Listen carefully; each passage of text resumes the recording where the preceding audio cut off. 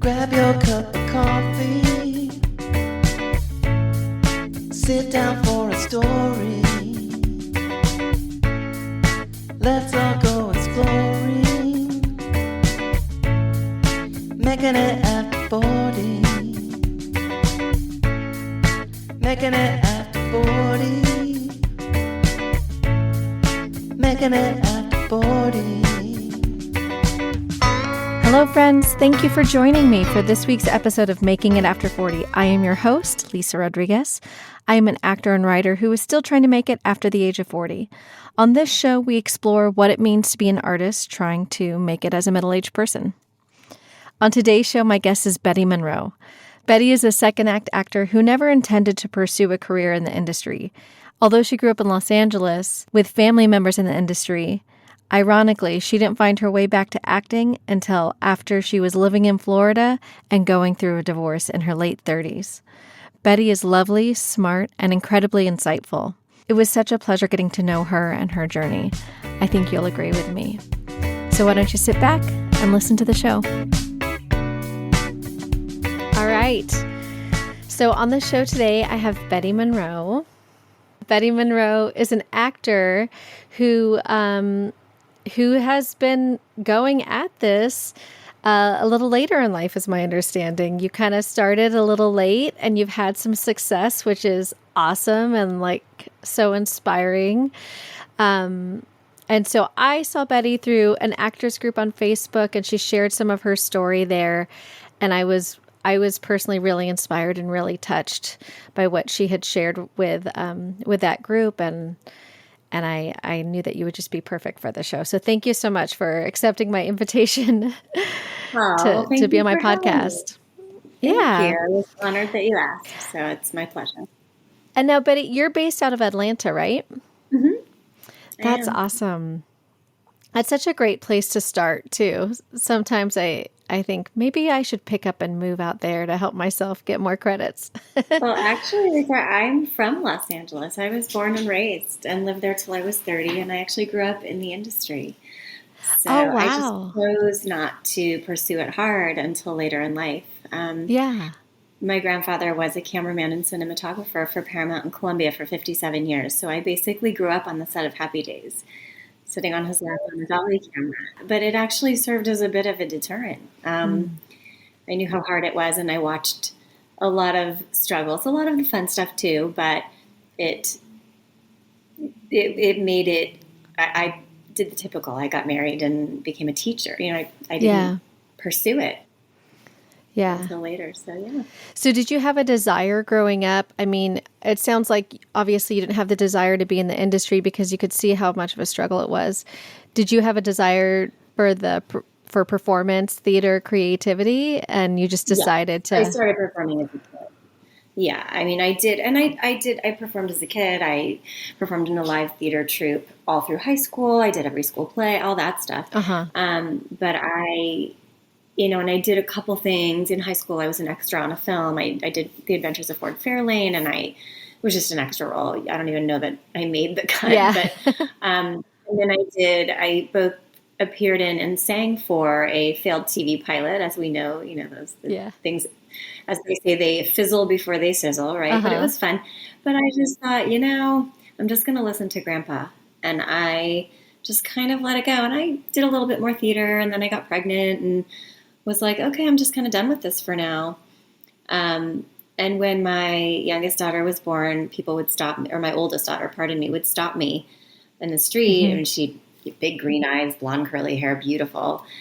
So she was represented by Osbrink for a bit, but she hated it. And that was about it. Yeah. So I put it away after that. I wasn't that mom that was going to make her do something she didn't like. And I just really didn't think about it again until we had moved to Florida, where my youngest child was born, and I got divorced in 2012, and it hadn't worked. I was a stay-at-home mom for years and wasn't really sure what I wanted to do. And a friend of mine pushed me. At the time, we still had tax media incentives in Florida, and there was still quite a bit of production there. And a friend pushed me to submit to their agency, and I told them they were absolutely insane. And I hadn't done, I mean, I had a resume, but I hadn't Yeah. done anything in years, and I had 3 young children. And on a whim, I went, all right, fine. And I did it, and their agent signed me then and there, and I booked my first commercial out, and I haven't stopped working since. That is so cool. That is so neat. And I mean, those stories are so rare that you just like hit it right at the right place at the right time. But it's so cool when it does. It kind of is just so validating that sometimes I think, like we're trying. And at the end of the day, it's kind of like, well, you can't force something that's not going to happen when you're ready for it or when the industry is ready for you. It's just going to happen. Yeah. Yeah. I think it's one of those things, I happen to teach acting, and when I was in Florida, I worked closely with a casting director named Mark Mullen, and I created children's programming for him and was working with kids who were actively auditioning. And as a former school teacher and mom, it was very easy for me. But the funny thing is, I'm not in this to become famous. I don't want that. I don't think for me personally, this is my personal, it isn't about becoming rich and famous. I didn't start this until I was almost 40 years old. And for me, it's more about having that outlet that's a passion and being grateful for what does come my way. And I know it can be really easy to get reeled into that, oh, well, she's booking and I'm not, or he's doing it and why isn't that me? And I'm glad I didn't pursue it until I was in my late 30s, because I had developed an adult skin, for lack of a better terminology. And I hope that doesn't sound insulting, because that's not to discourage. I don't want to discourage anybody who has a dream to be in this industry, but it is a very difficult industry. And there's no denying or hiding that. And so I think I'm grateful that I never felt like, oh, I have to do this. Yeah. Yeah, I think there's so much that there's so many wonderful things that you said just then. Like a couple things that came to mind is I remember years ago reading an article with Martha Plimpton, and her mother was an actor as well, and her mother had basically given her a similar piece of advice: is, do you want to do this job? Do you want to do this work to be famous, or do you want to do it because you love it, because you love the acting? If you love it because of the acting and because the art, then go for it. But if you want to do it because you want to be famous, you're never going to be happy. So, and I'm probably messing up that quote in many different ways, but it was to that effect. Yeah. Yeah. And the context is there. I mean, it's the best advice I can give to anyone younger or just starting out and listening is, do this if it comes from your heart, not because you have some agenda to own a Mercedes and live in a big mansion in Beverly Hills, because it's just not going to happen that way. Yeah. One of my favorite comedians, Joe Coy, has just recently attained an incredible level of success. Yes. And he's a little older than I. He's in his 50s, and he's got a grown, our sons are the same age, and it's like such a beautiful thing to see. But this man pursued his art, which was comedy, for 30 freaking years before he hit that. And I think that's what people don't realize. You hear the stories about John Hamm was also close to my age by the time he made it big. So it's, you can't, I think people see the fairy tale and they don't realize how hard it is for us. They don't realize that we might get 7, 8, 9 auditions in a week, and we're trying to juggle, I'm a single mom. I'm trying to juggle. I run a small business on the side. I baby wrangle on sets. I have a child still living at home. I'm putting one through college.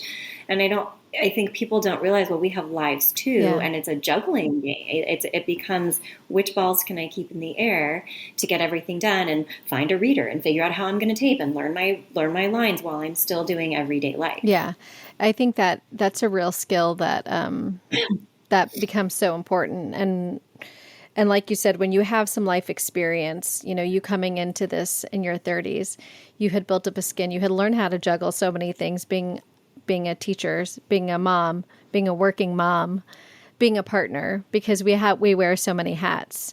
Before your divorce, you were a wife, you were a mom, you're a teacher, you're a daughter, you're so many things. And that can be across all genders for their different hats. But I think especially women end up having to juggle those hats and make it look effortless. And so I think that really prepares you for how this industry works and the demands that are put upon you when you're when you start getting busy and you start getting traction and yeah. And it's nice, one of the other things I'd love to impart is, people forget. I think there's a lot of pressure on us as actors. You have to be available at all times and you can't turn anything down. And the reality is, like I said a moment ago, there is real life to take into account. And I'm going to give a huge shout out to my agents. I love my agents. I'm with Privileged Talent in Atlanta, and it's two brothers, Jake and Corey. I love you. They are business partners. They are not bosses. They are leaders, and they are partners. And that's the difference, is finding a representative that's going to have your back and make you feel valued and important and seen. Yes. And understood, And I think for years, there's been an intense amount of pressure. And as moms, I'm blessed to have a couple of single moms in my artist circle that are juggling as many balls as I, and they too are working just as hard as I am to keep food on the table, to provide, to stay true to who they are as busy working moms and women in today's crazy rat race. Yeah. It's not easy. And it's not just us as actors, although, like I just mentioned, we do feel a little extra pressure. Oh, you have to, you must, we're so lucky to do this. I think, well, one, I was a single mom for a period of time between my divorce, and I'm now remarried. So I commend you for being able to handle all this. Being a single mom is so hard. Being a single parent in general is so hard, and you don't realize how taxing it is until you jump into it and you're in a position where you have to do it yourself. It's incredibly demanding. So that's amazing. But also you touched on having a partnership with your reps. And I love that so much. And I'm finding more and more agents and managers talking about that.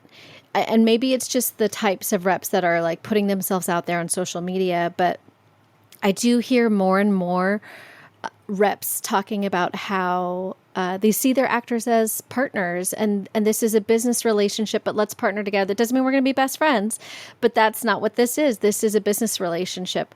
Whereas I feel like for so long, it was almost seen as actors were subservient to the agents and made themselves small to the reps and didn't were afraid to talk to their reps.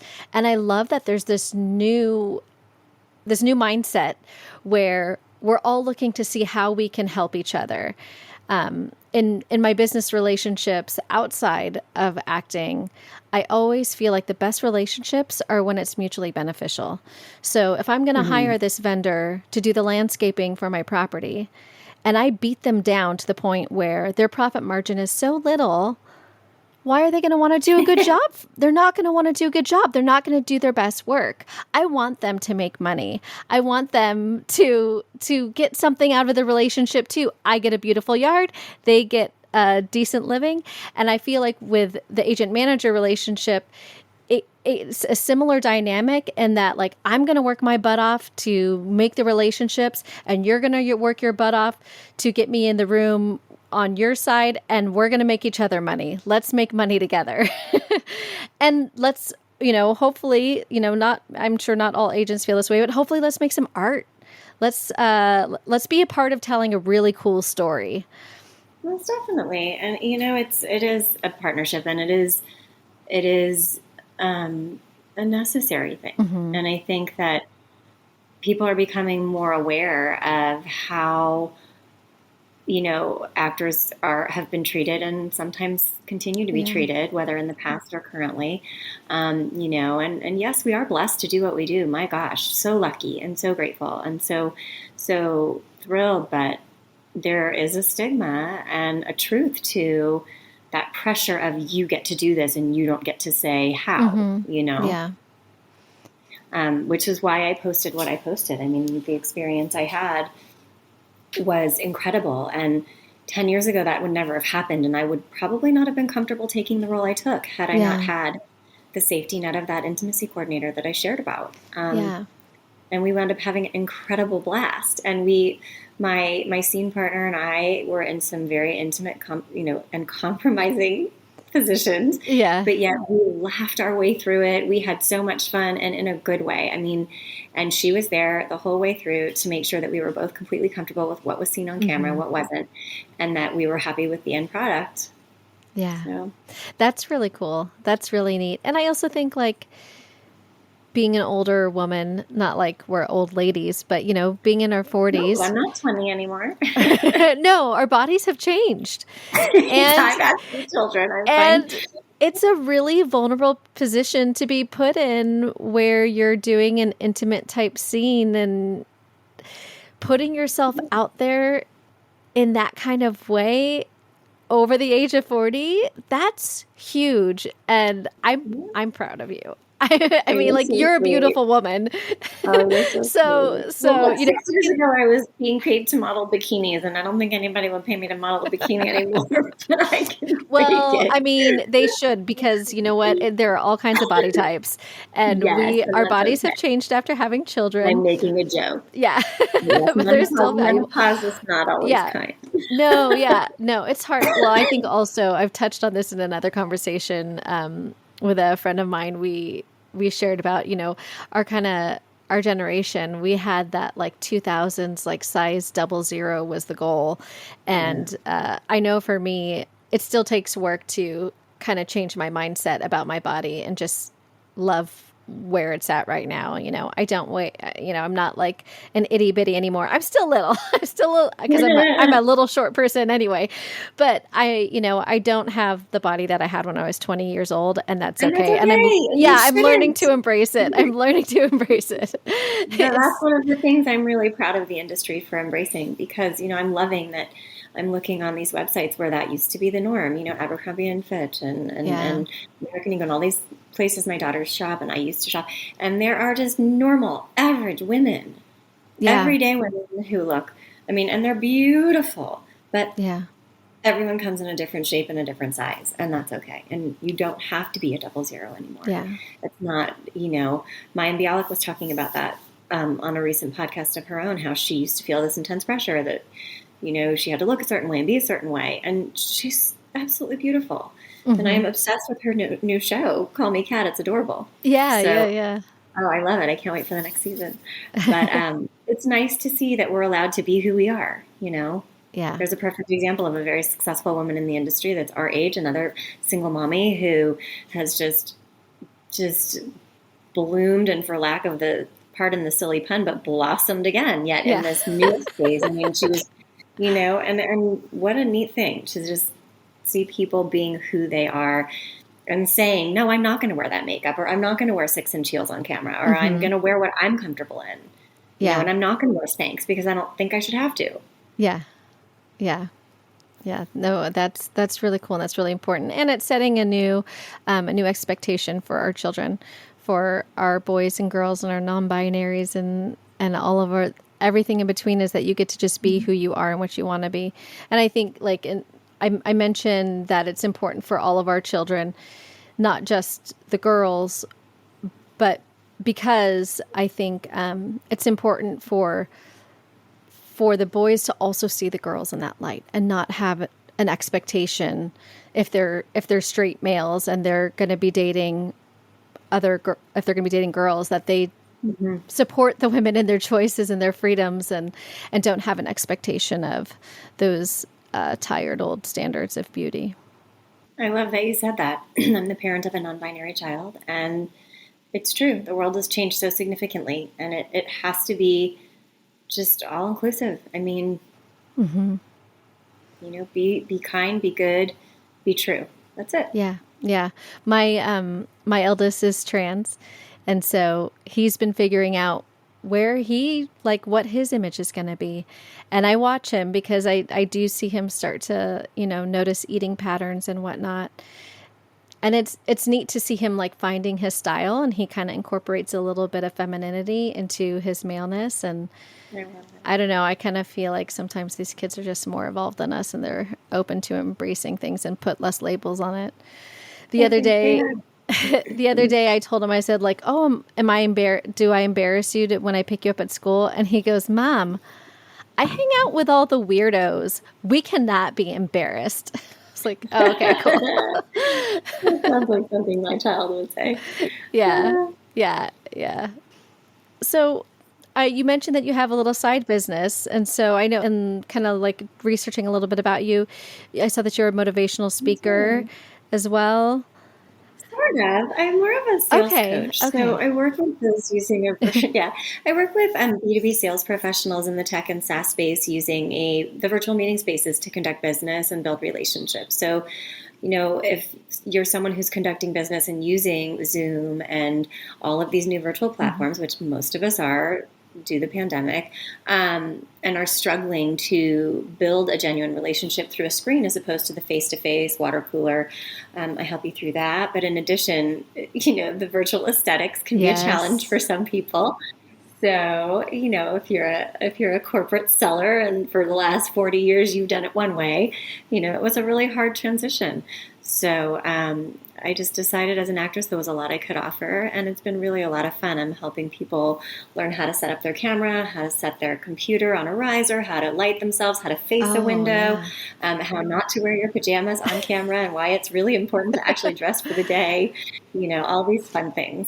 But even more importantly, addressing the interpersonal skills that we seem to have lost so significantly, not just due to the pandemic, but due to the insurgence of technology. Our kids are struggling, that the generation, our children and below, are really struggling with social anxiety and inability to connect, and they're texting, not talking, and they're, there's that real human to human connection disconnect. So that's kind of how I started doing what I'm doing. That's really cool. And so all that came about from the pandemic, or were you doing it beforehand? I was producing a sales-based podcast prior to the pandemic. And as the pandemic came in and I saw my sellers really struggling in this virtual space, my wheels started turning and I created the company. That is so cool. And the reason I bring this up is because for myself, and so I assume other people struggle with this, is finding that job that helps you between the acting jobs and helps you keep afloat and provides for your family. And so I was curious, and I think it's really important for the listeners to hear like all the different ways that you can have a side job and have your acting career, and one doesn't necessarily take away from the other. Not at all. I mean, look, I'm a mom first before anything, and my children are my number one priority, even though they're grown. I'm still supporting one through college. I'm still supporting one fully that has some medical needs. So it's, you do what you have to do to keep food on the table and to live the lifestyle you want. I'm blessed to live in a wonderful area, and I was a school teacher for many, many years. I ran a small acting school. I still teach acting on the side. I teach for Catapult Acting Studios here in Atlanta. Shout out to Eric Lindvall, the owner. It's an amazing facility and I love it. But whatever we need to do, we have to do, and it's going to look different for each person. But it's okay to have a quote. It doesn't have to be a side hustle. I mean, like you said, we wear a lot of hats, and I am a mom, a teacher, a business owner, and we do what we have to do. Yeah.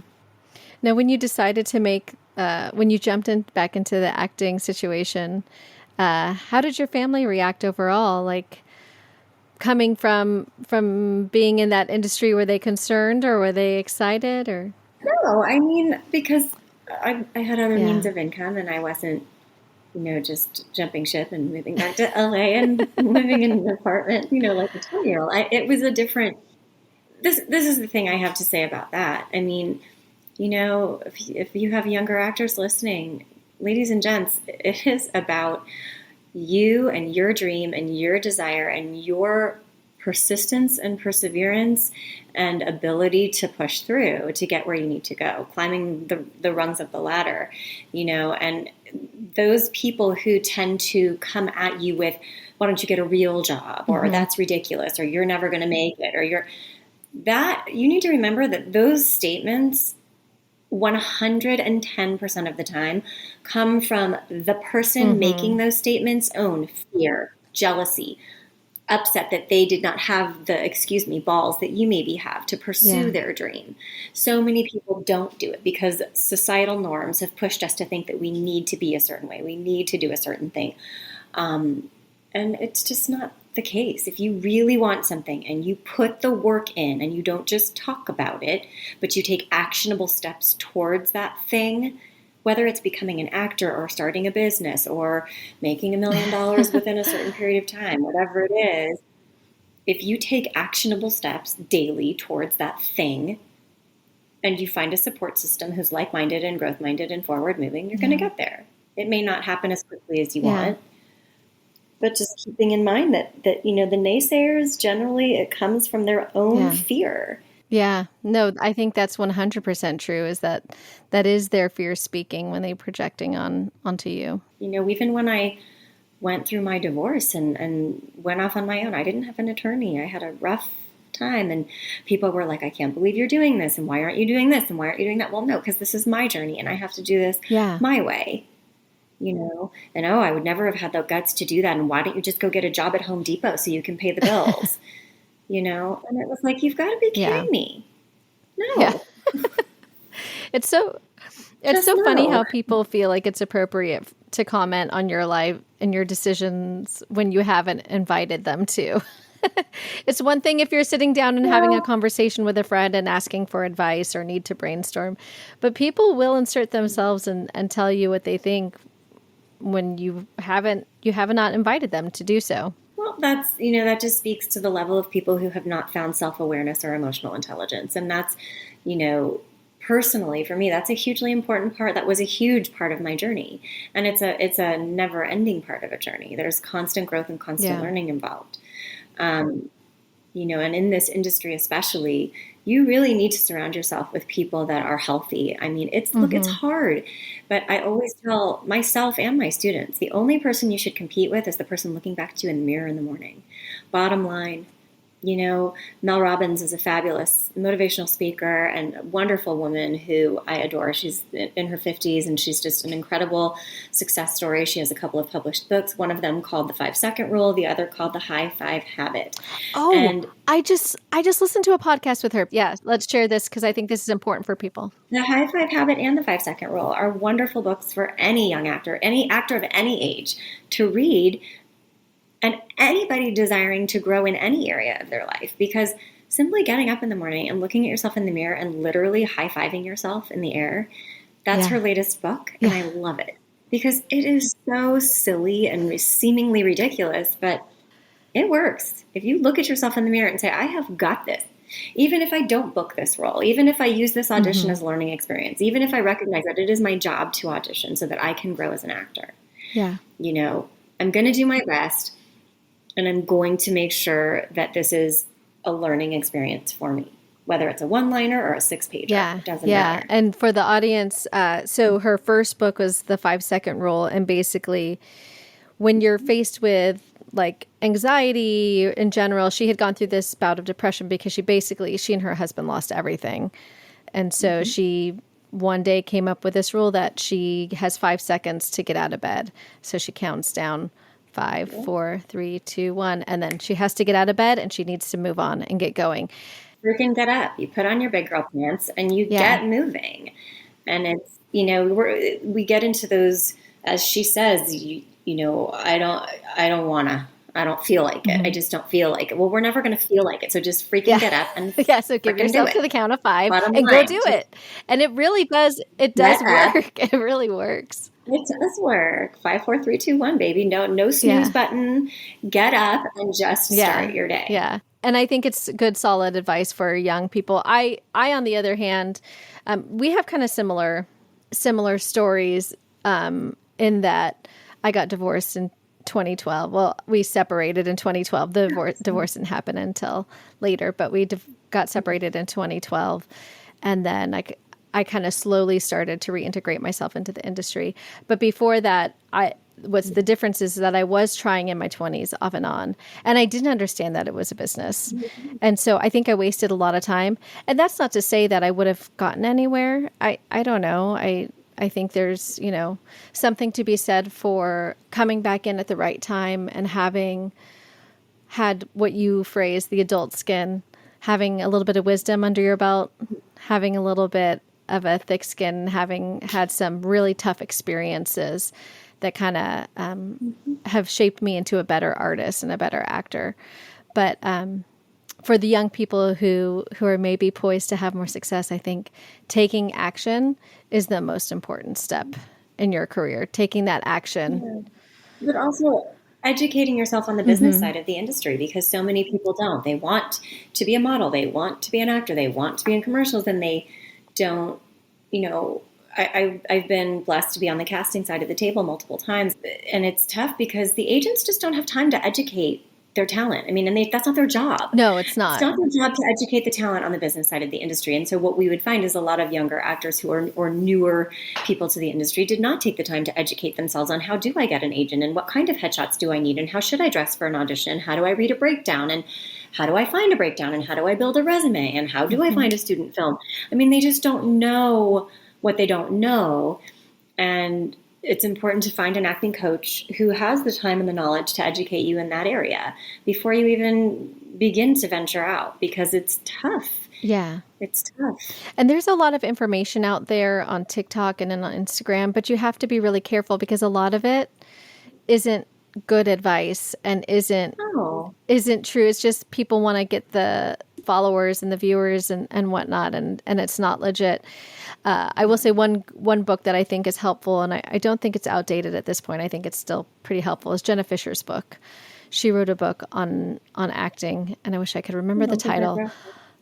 But I think she gives a realistic perspective of what it's like to come out here with no connections and make your way.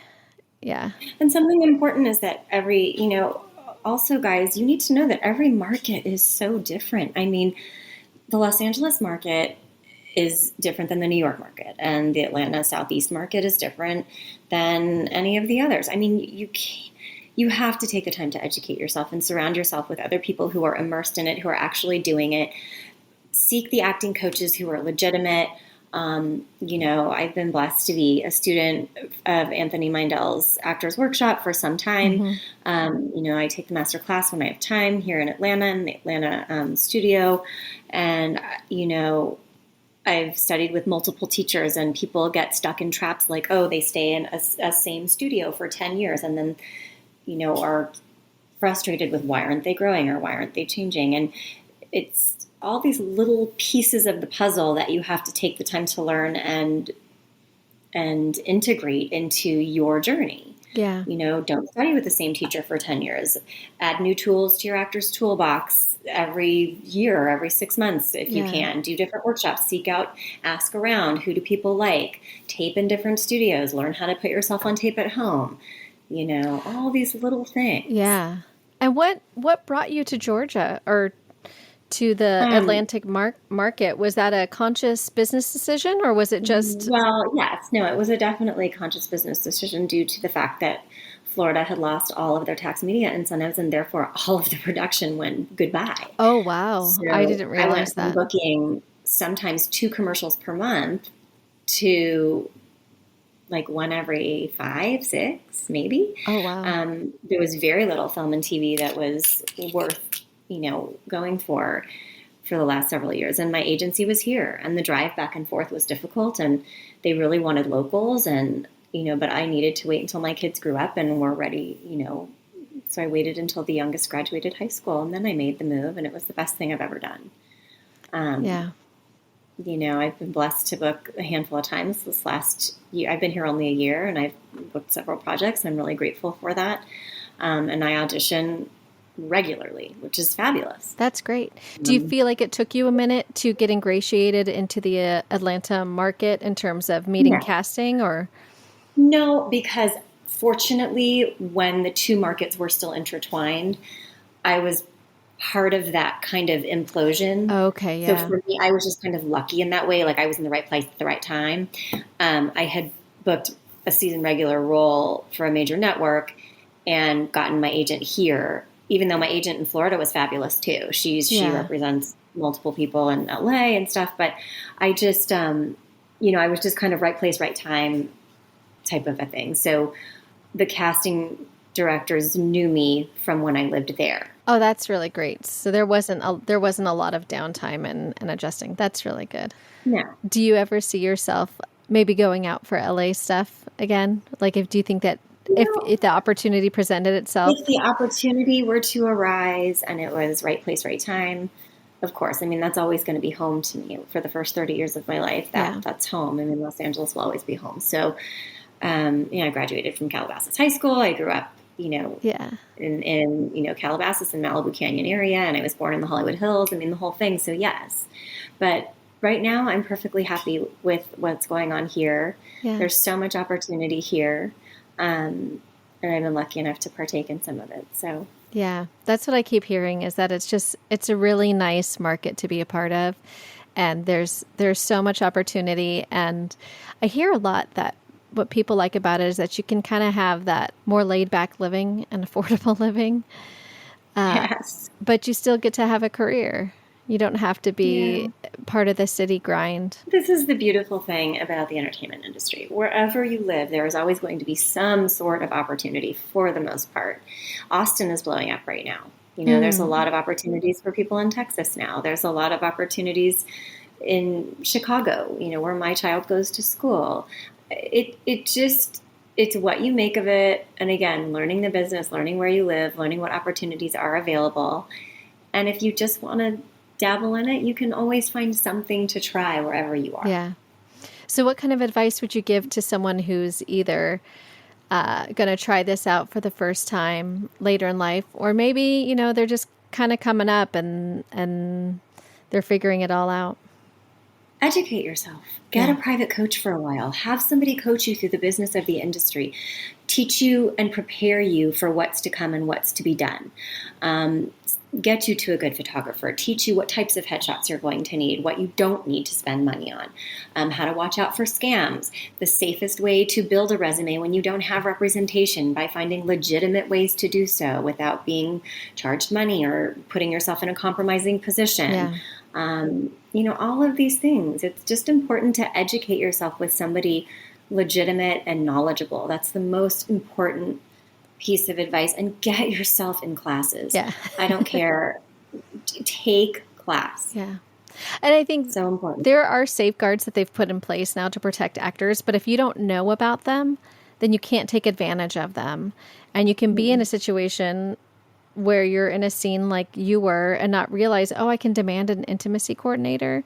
I think that's where being part of the union is such an advantage, because those safeguards are put in place.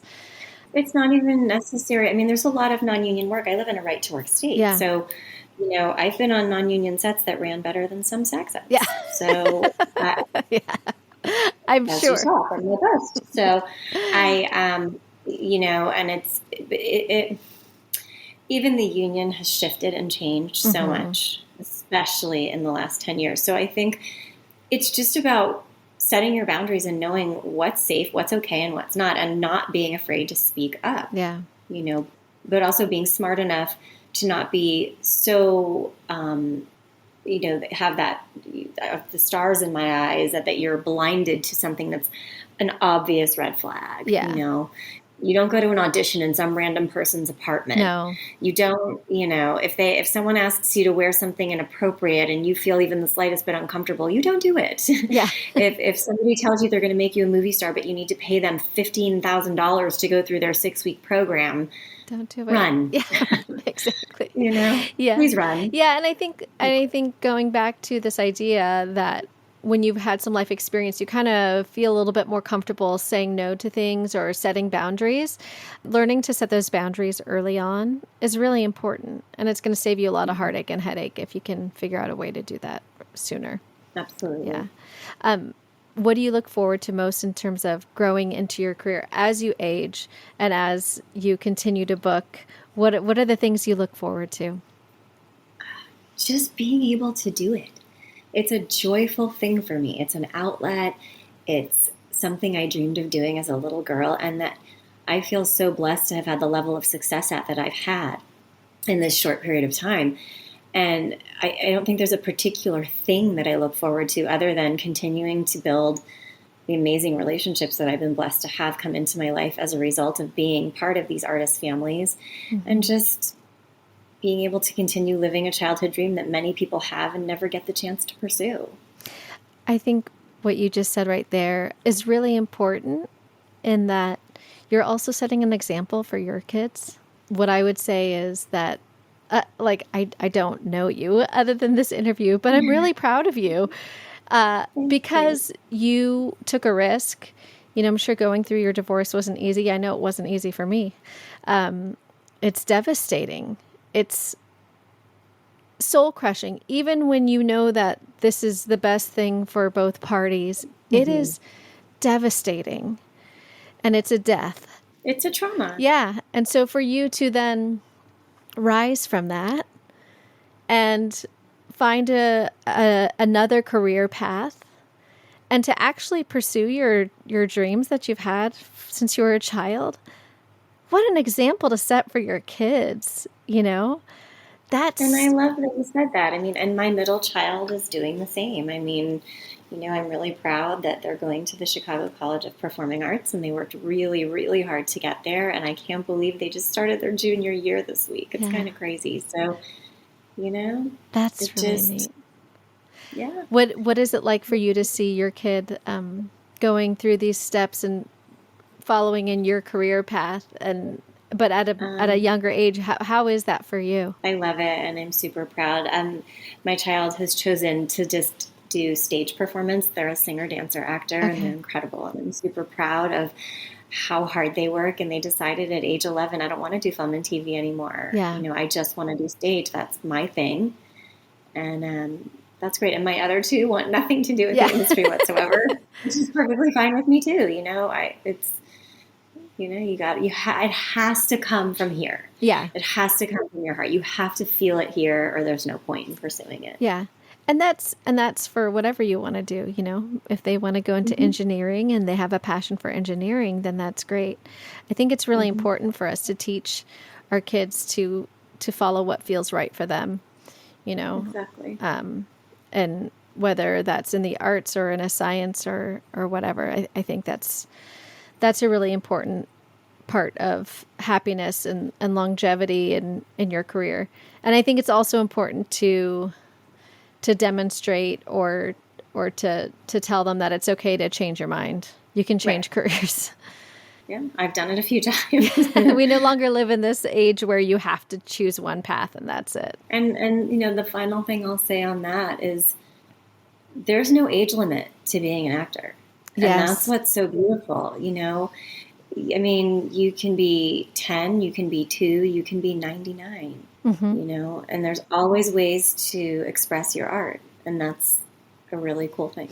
I think that is like the coolest thing. I know very well that I may not start booking things until I'm 50, and that's fine. I just want to keep making art and doing things that light me up. And the other thing I'll say is to create your own material. That's something that I've wanted to do and haven't had the time to do.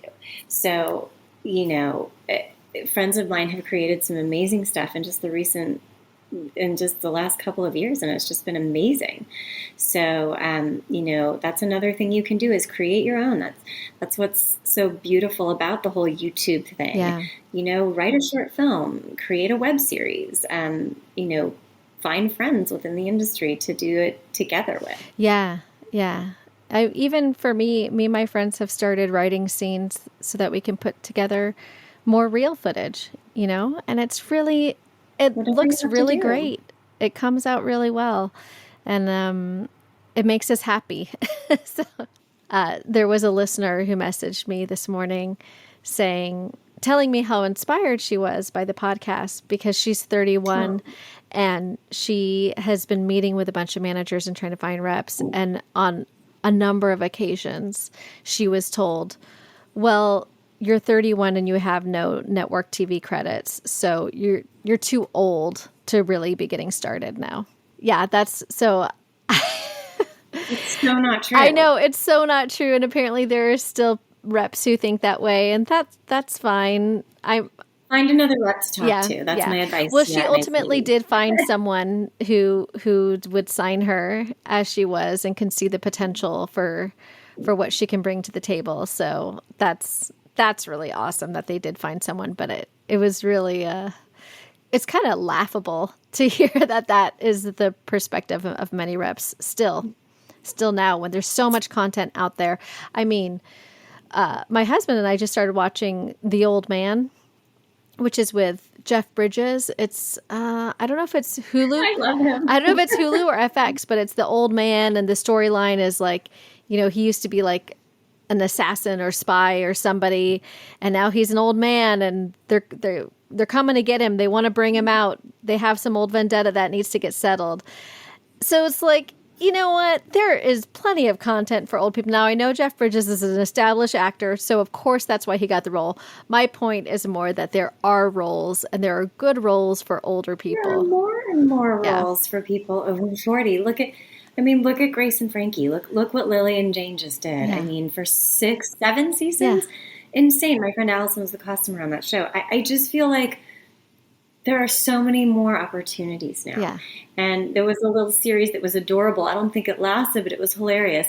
Vicki Lawrence and David Alan Grier did a short-lived series about some people living in a over 55 community. Yeah. It was hilarious. Yeah.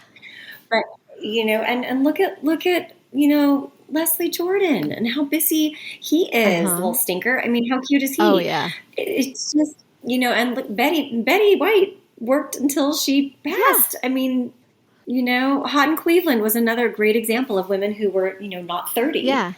That, you know, and that was a terrific show. I mean, so it's just becoming more and more and more prevalent, and we're seeing more, you know, leads and supporting leads in women that are 40, 50 years old, you know. There's just more opportunities. Well, and I also think that there's actually more of a market for television and film for the 35 plus crowd. I think that crowd watches TVs and movies way more than the younger millennials and Gen Z. I know my 12-year-old has zero interest in watching TV. It is so hard to get him to watch television with us. Like, he'll watch Stranger Things and he watches anime, but otherwise he wants to watch YouTube videos.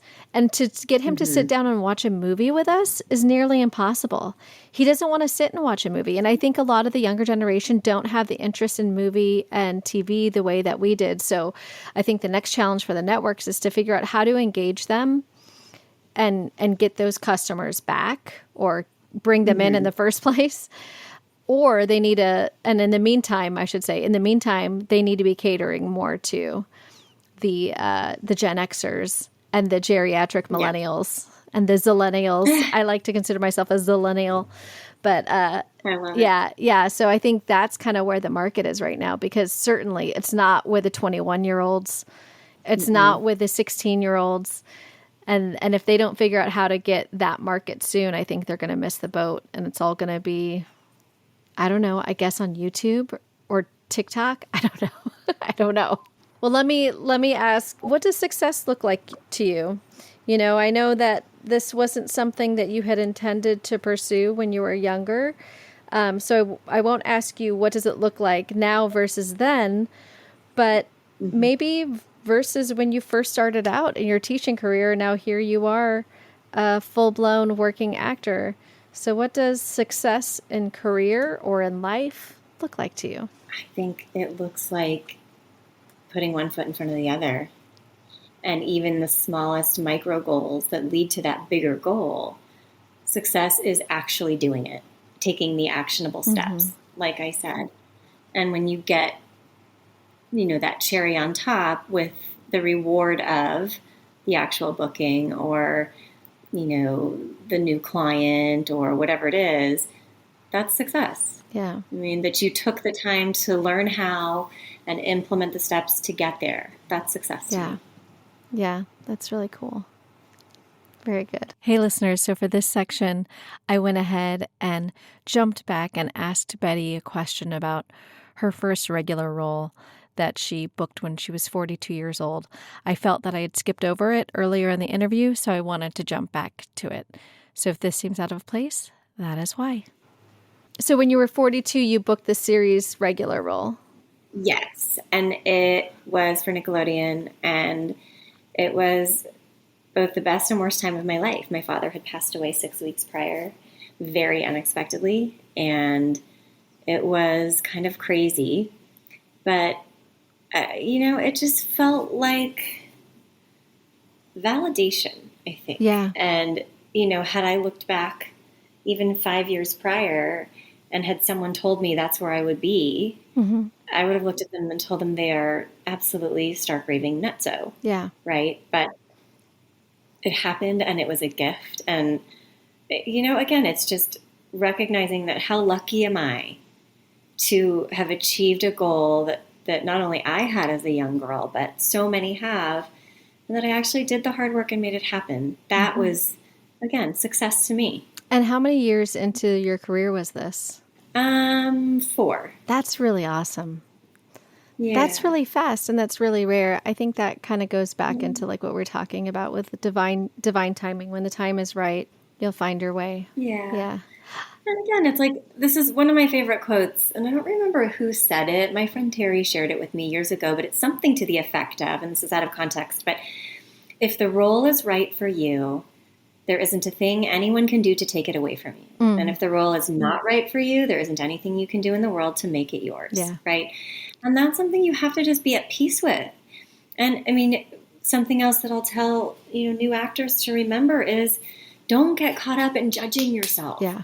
Just be a human being human. Be yourself, because you may not get the role not because you're not talented enough, but because your eyebrow is too arched, or because your eyes are too dark, or your hair is too long, or whatever, or you're 2 inches too short, or the guy that you're playing up against is Tom Cruise height and you're 5'8". So yeah. I mean, there's all these reasons, and I think people get so caught up in their head and I should have done this, I should have done that. Oh my gosh, do it and forget it. Just do it and forget it. I audition, I send it, and I forget it. It is incredibly rare that I obsess over an audition. Yeah. Well, I think that's really good advice too, is the do it and forget it. Yeah. And it's easier said than done. But again, I think that was a benefit of starting this at such a late stage, having the life experience that we've had. Don't sweat the small stuff. It's not the important. That's not what matters. You've already made it, in a sense, in that you got the audition. Mm-hmm. Yeah. As opposed to the 800 other people that submitted for the same role. You were one of the 50 chosen to audition. You know what I mean? Yeah. So it's like changing the way you look at things, right? Mm-hmm. I think that's really important to remember. And like you said, it's easier said than done. I know for myself too, I have that same motto that like, well, if I didn't get it, then it wasn't for me. I wasn't what they were looking for. It just wasn't my role. I do find myself trying to like hack the system. Like, oh, well then maybe I just need to meet more people, or I need to do this, or I need to do that. And I've started creating my own content, and I've written a pilot and I'm submitting it to screenwriting festivals and whatnot. And so I'm like, well, then I'll just have to create my role. I'll have to create my own work, which I think is a good attitude to have. But I also kind of think it's not really up to me. It's going to happen when it's going to happen. So I can keep myself busy doing all the work in the world, and it's not going to make it come any sooner. Mm-hmm. But doing the training, meeting people, those can lead to jobs and roles down the road, but it's not going to make it happen any sooner. It'll happen when it's supposed to happen. And that's what I try to remember. It's like I said, it's easier said than done, but I am trying to hold on to like, okay, just be patient, do your work, do your training so you have the tools ready to go when your time comes. One of my favorite sayings, and I write this in my journal often as one of the things I'm grateful for, in that I've always had patience, persistence, and perseverance. And I call it my 3 Ps. And I think that that's applicable in many areas, in many different career paths, in many different situations in your life. Mm-hmm. And if you can just remember to have patience, persistence, and perseverance, you're going to get wherever you need to be.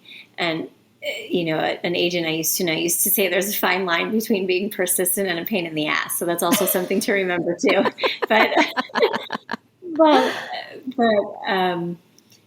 She always used to make me laugh. But, again, those 3 Ps, just keeping that in your head and telling yourself, I'm okay, I'm loved, and I got this. Like, do the work. And then give yourself a high five in the mirror.